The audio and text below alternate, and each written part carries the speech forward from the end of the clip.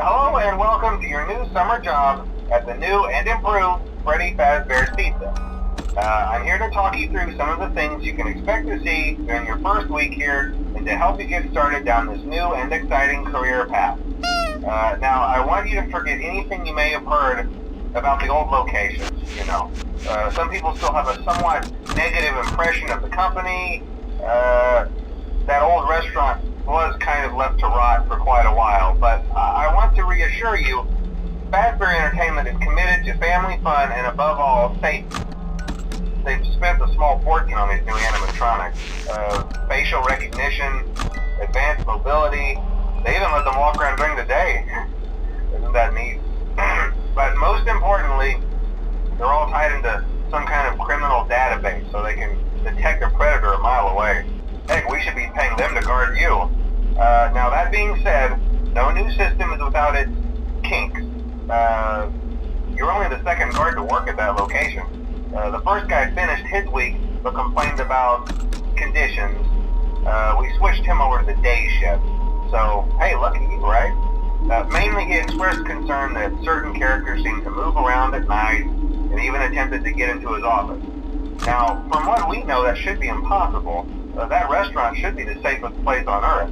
So while our engineers don't really have an explanation for this, the working theory is that the robots were never given a proper night mode.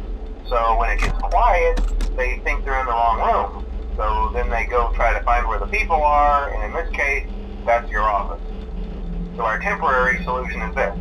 There's a music box over by the prize counter, and it's rigged to be wound up remotely.